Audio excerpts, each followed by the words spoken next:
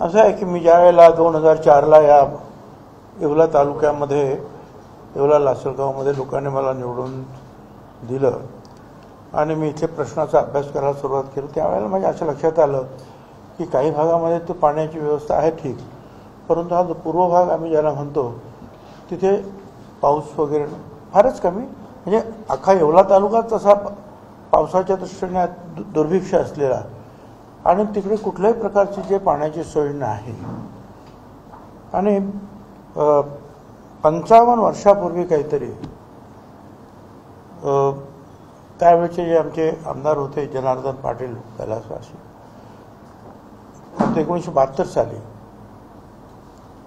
जो दुष्काळ पडला त्या दुष्काळामध्ये त्यावेळेच्या लोकांनी रोजगार हमी योजनेद्वारे जो आहे एक कालवा तयार केला डोंगरगावपासून तर पुणेगावपर्यंत, जवळजवळ 160 किलोमीटरचा. आणि त्याच्या पाठीमागे हेतू हा होता की पुणेगावचं पाणी जे आहे ज्याला ओव्हरफ्लो होईल त्यावेळेला ते आपल्याकडे येईल आणि मग आपण त्यातून आपले बंधारे भरून घ्यायचं आणि पाणी आपलं उपलब्ध होईल. परंतु रोजगार हमी योजनेखाली तो असल्यामुळे तो ज्या पद्धतीने पाहिजे त्या पद्धतीने तो बांधलेला नव्हता. परत पुणेगाव काही ओव्हरफ्लो जरी झालं तरी काही पुढे पाणी कधी सरकतच नव्हतं. त्यामुळे तो कालवा जवळजवळ 40 वर्ष जे आहे हा संपूर्ण बुजल्यासारखाच होता. सकाळी एका कामासाठी वापरत होतो खरं म्हणजे. आणि मग मी विचार केला की ज्या अर्थी त्याने अभ्यास काहीतरी केलेला असेल तर आपण हे करायला पाहिजे, बघूया आपण. आणि मग सुरुवातीला मी हा कालवा तयार करण्याचं काम केलं, बरोबर कालवा व्यवस्थित जरा करून घेतला. आणि मग पुढे जात असताना लक्षात आलं की पुणे गावचं पाणी काही इथपर्यंत येऊ शकत नाही. आणि दुसरं म्हणजे दुसरं पण पाणी कुठून घ्यायचं, कारण आपले पुढचे जिल्हे आणि आपल्या नाशिक जिल्ह्यामध्ये म्हणजे असा काहीतरी सरकारी याच्यावर करार आहे की आता या वरच्या बाजूला तुम्ही धरणं बांधायची नाहीत, नवीन धरणं नाही बांधायची. मग त्यांना पाणी कुठून मिळणार शेतीला, कालवा करा काय. आणि मग लक्षात आलं की पार आपल्या शेवटाला म्हणजे मंजरपाडा आणि त्या पलीकडं अगोदर एक डोंगराची रांग आहे, त्याच्या पलीकडे महाराष्ट्राची जमीन आहे. कायदा असा आहे की ज्या जमिनीवर पाऊस पडेल ते पाणी त्या राज्याचं. तिकडे 3000 मिलीमीटरपेक्षा जास्त पाऊस पडतो, तर फार मोठा पट्टा आहे. आणि ते सगळं पाणी समुद्राला किंवा गुजरातकडे वाहून जातं. तर म्हटलं हे पाणी जे आहे ते हिशोबामध्ये नाही, त्यांच्या ॲग्रीमेंटमध्ये हे पाणी नाही आहे, हे नवीन पाणी आपण निर्माण करू शकतो का पाणी. मग त्यावेळेला मी झिरवळ आणि आम्ही त्यांना खूप फिरलो मी तिकडे की काय करता येईल आपल्याला याच्यासाठी. आणि मग लक्षात आलं की जे पाणी जे तिकडे चाललेलं आहे ते फक्त आपण अडवूया. पण अडवूया त्याच्यासाठी मोठे मोठे बंधारे बांधले, जवळजवळ 12-13 असे बंधारे बांधले मोठे. आणि ते पाणी अडवायचं, पाणी अडवलं पण ते इकडे कसं येणार, कारण डोंगराची रांग इथे आहे. मग एका डोंगराला जवळजवळ 11 किलोमीटर मोठा बोगदा तयार केला. तो 2 ट्रक जाईल एवढा मोठा बोगदा आहे तो. आणि दुसरा आणखीन एक डोंगराला सुद्धा 1.5 किलोमीटर बोगदा. आणि मग ते पाणी जे आहे आम्ही तिकडून इकडे वळवलं, ते पुणेगावमध्ये आणलं आणि पुणेगावमधून सोडलं. मग पुढे लक्षात आलं की पाणी तर आलं, परंतु ते आमच्या येवल्याच्या फक्त सुरुवातीच्या गावातच आलं, पुढे काही ते पाणी आलं नाही. याचं कारण परत शोधलं. याचं कारण असं होतं की काही काही ठिकाणी हा कालवा जो केला होता आम्ही सुद्धा, आमच्या काळात सुद्धा त्यावेळेच्या लोकांनी तो आणखी व्यवस्थित करणं गरजेचं होतं.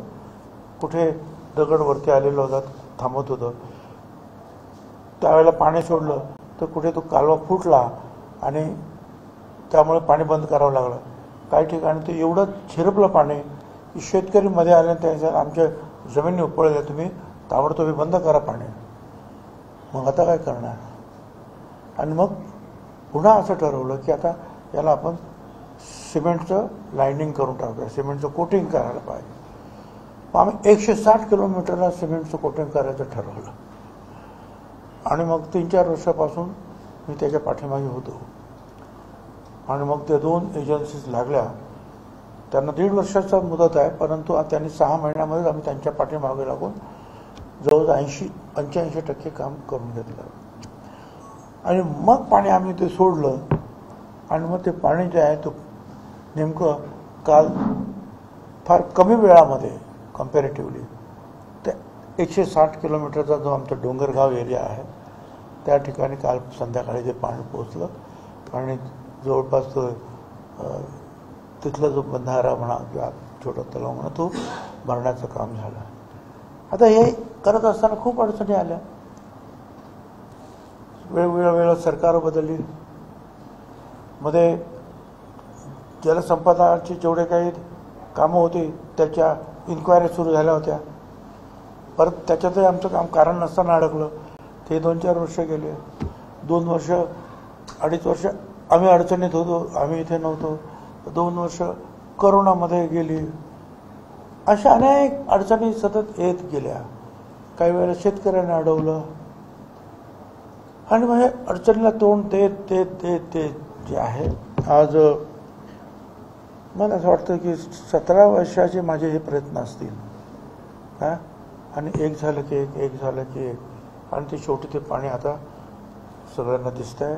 आणि लोक सकाळी 4 वाजता 3 वाजता सुद्धा महिला आरती करतात त्या पाण्याची, ओवाळत आहेत वगैरे, आनंद प्रदर्शित करतायत. त्यामुळे मला आनंद वाटला की या लोकांचा यांच्या वाडवडिलांनी आजोबा पंजोबांनी बघितलेलं स्वप्न जे आहे आपण पूर्ण करू शकलेलो आहे. तर अर्थात मी मगाशी सांगितलं की अनेक माझे ड्रीम प्रोजेक्ट ज्याला मी म्हणेन तेवढे पूर्ण करायचे.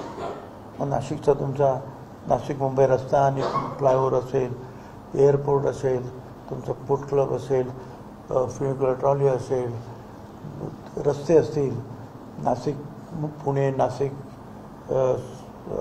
त्र्यंबकेश्वर वगैरे वगैरे वगैरे, मंदिर वगैरे, दिल्लीमध्ये महाराष्ट्र सदन असेल.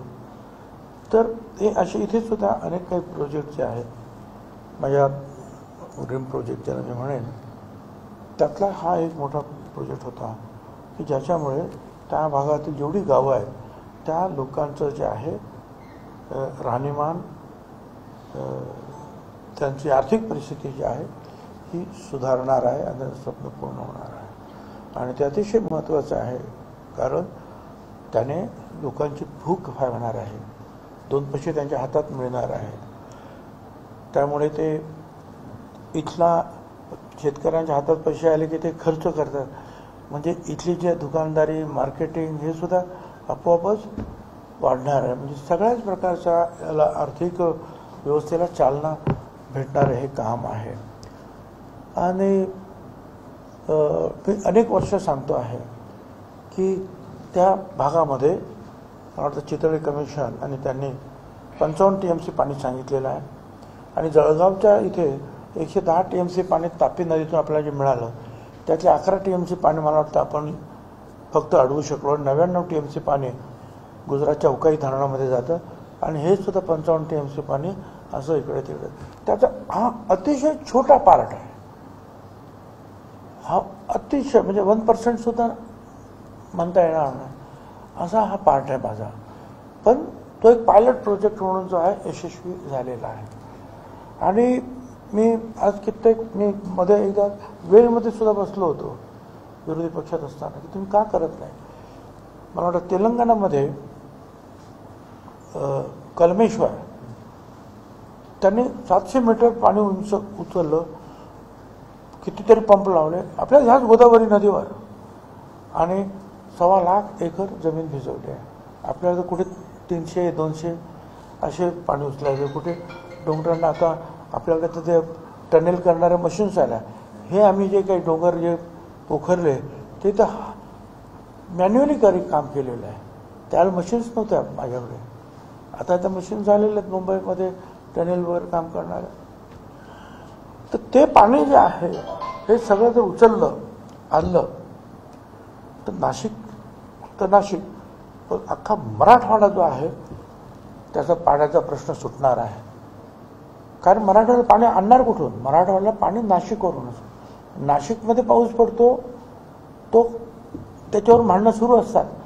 पण हे जवळजवळ 155 म्हणा का 100 TMC म्हणा काही म्हणा, हे सगळं पाणी आणलं जर इकडे आणि ते जर पाठवलं तर मला असं वाटतं मराठवाड्याचा सुद्धा प्रश्न मिटेल. असो, पण त्यातला हा एक पायलट प्रोजेक्ट समजायला काही हरकत नाही. पण अनेकांची इथे आमची गावं जी आहे, आमचा तालुका त्यामध्ये निश्चितपणे समृद्ध होणार आहे आणि एक त्याचा एक आनंद आमच्या लोकांना आहे. लोकांच्या डोळ्यात अश्रू पाहताना आणि जे काही वयस्कर लोक आहे ते ज्या पूजा करतात, अश्रू ढाळतात, ते पाणी जरी गढूळ असलं तरी तीर्थ म्हणून जेव्हा पितात त्यावेळेला हृदय जरा हेला होतं की आपण आपल्या हातून ही परमेश्वर कृपा किंवा जनता जनार्दनाची कृपा हे आपल्या हातून एक चांगलं काम झालं. पूर्ण राज्यभरात राबवला गेला पाहिजे असं वाटतं. मी तर नेहमी सांगतो हे सगळं प्रोजेक्ट जर आहे याचा, आता त्याने 10 TMCचा प्रोजेक्ट घेतलेला आहे, नदी जोड वगैरे वगैरे, परंतु मी म्हणतो त्याप्रमाणे हे सगळंच्या सगळं पाणी जे समुद्रात चाललेलं आहे राज्याचं किंवा आमच्या शेजारच्या राज्यात चाललेलं आहे, हे सगळं पाणी हे सुद्धा मी अडवलंच ना. तो एक बंधारा नाही आहे मांजरपाडा म्हणजे जवळ 12-13 असे छोटे अशा भिंती उभ्या आहेत बंधाऱ्याच्या, अशा वेगवेगळे जे ओहळ असतील, छोट्या छोट्या नद्या असतील, त्याचं पाणी अडवलेलं आहे. असा सलग बंधारा नाही आहे. आणि बंधारा कसा असतो? बंधाऱ्याच्या पलीकडे पाणी असतं, इकडे बंधाऱ्याच्या अलीकडे पाणी आहे आणि ते पाणी साठल्याबरोबर डोंगराच्या त्या टनेलमध्ये जे आहे बोगद्यामध्ये घुसतं आणि इकडे येतं. तर एक चांगला हे आहे. आमचे अभियंते, आमचे सगळे कार्यकर्ते यांच्या माध्यमातून एक चांगला प्रोजेक्ट जो आहे, छोटा आहे पण अंमलात आलेला आहे. सीमेवर पडणारं पाणी महाराष्ट्रातल्या या भागामध्ये सीमेवर पडणारं जे पाणी आहे, जे गुजरातला जात आहे, समुद्राला जात आहे, ते इकडे वळवावं यासाठी राज्याच्या पातळीवर आपण पुढाकार घेणार आहात का? अरे भाऊ, मी तर पुढाकार मी आता नाही, आज घेऊन 15-20 वर्ष मी पुढाकार घेऊ. जेव्हा माझ्या लक्षामध्ये आपण हे करू शकतो आलोय तेव्हापासून. आणि मी तर अनेक वेळा मंत्रिमंडळात सांगितलं आणखी 1,00,000-1.5 लाख कोटी रुपये जे आहे, 1,00,000-1.5 लाख हजार कोटी काय म्हणतात, कर्ज घ्या, पण हे सगळं पाणी उचला आणि जे आहे ते नाशिकपासून मराठवाड्यापर्यंत द्या. मध्ये काहीतरी ॲग्रीमेंट झालं होतं, मी विरोध केला, म्हटलं ॲग्रीमेंट काय करायचं नाही कुठल्या राज्याबरोबर. काय आज आमच्याकडे पैसा नाही म्हणून आम्ही पाणी उचलत नाही, पण आज तुम्ही लिहून जर दिलं तर ते पाणी कधीच आम्हाला मिळणार नाही. तो एक प्रयोग जो आहे सुरू होता काही वर्षापूर्वी, त्यावेळेला बरोबर आहे, अशोक चव्हाण त्यावेळेला मुख्यमंत्री होते, त्यावेळेला असे प्रयत्न होत होते. आम्ही सुद्धा खबरदार, जोपर्यंत आम्हाला पाणी आम्ही उचलू शकत नाही तोपर्यंत तुम्ही घ्या, परंतु कदाचित पुढे कधीतरी जे आमच्याकडे पैसा येईल आम्ही तो पाणी सगळं उचलू. त्यावेळेला जर ॲग्रीमेंटमध्ये आम्ही अडकलो तर मग ते पाणी आम्ही नाही घेऊ शकणार. आणि म्हणून मी सांगतो की नाही, ते पाणी सगळं उचला.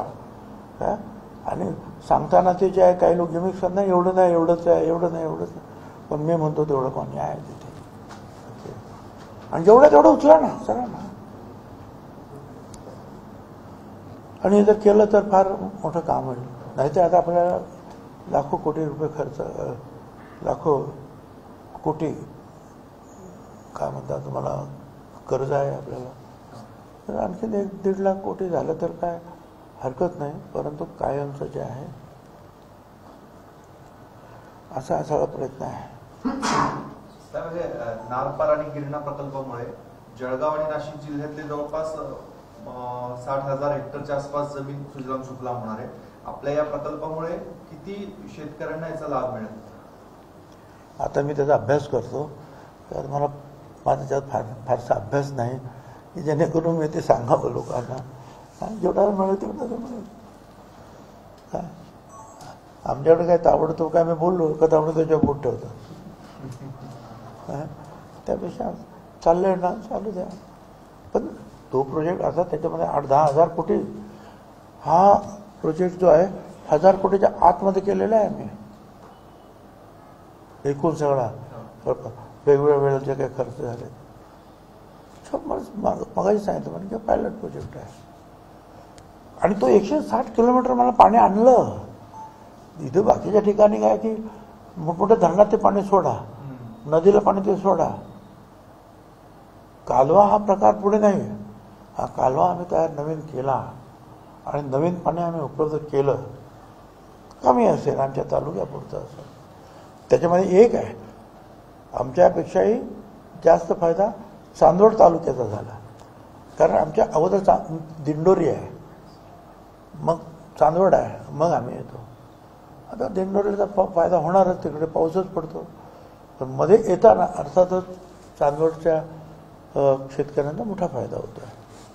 राज्यामध्ये महायुतीच्या नेत्यांकडून जे वक्तव्य केले जात आहेत एकमेकांविरोधात, त्यातली ज्येष्ठ नेते म्हणून आपण काय सांगाल? गणेश आखे म्हणून भाजपचे नेते आहेत, त्यांनी म्हटलं की राष्ट्रवादी आणि भाजपची झालेली युती ही दुर्दैवी आहे, ती आम्हालाही पटली नाही आणि ती अजितदादांना पटली नाही. कोण म्हणाला? गणेश आखे म्हणून भाजपचे नेते आहेत, त्यांनी गणेश स्टेटमेंट केलंय.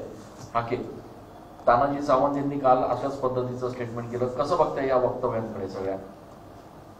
मला असं वाटतं की असं का चाललेलं आहे याचा विचार जो आहे हे ज्येष्ठ मंडळीचे म्हणजे कारभारी जे आहेत आमच्या पक्षाचे, BJPच्या पक्षाचे आणि शिवसेना शिंदे गटाचे, यांनी याचा विचार करायला पाहिजे आणि आपापल्या लोकांना हे अशा काही कमेंट्स करण्यापासून थांबवलं पाहिजे. आता याच्यापासून ते सांगतात की या कॉमेंट्सचा आमचा संबंध नाही, हे जे बोलले त्याचा आमचा पक्षाचा संबंध नाही, परंतु त्याच्यामुळे मनं दुखावली जातात आणि तेही निवडणुकीच्या वेळेला आपलं एकसंध आहोत हे राज्याच्या लोकांना दाखवणं गरजेचं आहे. अशा वेळेला आपसामध्ये ही भांडणाची जे मजा हे विरोधी पक्ष घेणार आणि त्याचं नुकसान जे आहे हे महायुतीला पूर्णपणे होतं, एकाच पक्षाला नाही होणार, सगळ्यांना होणार. त्यामुळे काय करायचं ते त्यांनी जे आहे ठरवून जे आहे या संदर्भातल्या सूचना ज्या आहे सगळ्यांना देणं हे आवश्यक आहे असं मला वाटतं. आणि सगळ्याच कार्यकर्त्यांनी आणि नेत्यांनी जे आहे आपापल्या मतदारसंघाकडे, आपापल्या पक्षवाढीकडे लक्ष द्यावं. दुसरं काय करतो वगैरे त्याच्याकडे जरा कमी बघावं. काल मोदी होते महाराष्ट्रामध्ये, पालघरच्या कार्यक्रमामध्ये जी दुर्घटना घडली मालवणमध्ये त्यांनी त्याची माफी मागितली. शिवरायांच्या पायावर डोकं ठेवून माफी मागतो असं त्यांनी वक्तव्य केलं. तरी देखील या प्रकरणावर राजकारण अजूनही चालू आहे. मला तुम्ही सांगा की मुख्यमंत्र्यांनी सुद्धा माफी मागितली. पुतळा लावण्याचं काम जे आहे ते सगळं नेव्हीतर्फे केलेलं आहे. आता हे ठीक आहे की बा नेव्ही पंतप्रधानाच्या अंडर येते म्हणून पंतप्रधानांनी सुद्धा माफी मागितली. काय करायला पाहिजे त्याच्यापेक्षा जास्त? पण यापैकी कोणी नेव्हीला दोष देत नाही आणि देऊही नाही. कारण ती जी माणसं आहेत, ते जवान जे आहेत ते तुमच्या आमच्यासाठी जीव धोक्यात घालून लढत असतात आणि त्यांना पुतळा करण्याचं काय काम सांगितलं, कदाचित ते त्यांना बरोबर जमलं नसेल. कारण तसं आमच्या इकडचे सरकारी IAS अधिकारी किंवा इतर जे काही लोक जे आहेत त्यांना जे त्याचं जेवढं ज्ञान पुतळं उभं करणं किंवा काय, त्यांना फक्त लढाई वगैरे त्याच्यामध्ये झाली असेल चूक. पण म्हणून पण आपण नेव्हीला पण दोष देतो का? बरं, चूक झाली त्यांची तर मग त्याबद्दल जे आहे माफी मागितलं. आणखी काय करायला पाहिजे हे त्यांनीच सांगावं. आता किंवा काय करायला पाहिजे? का नेव्हल अधिकाऱ्यावर कारवाई करायची आहे? पुन्हा कारवाई?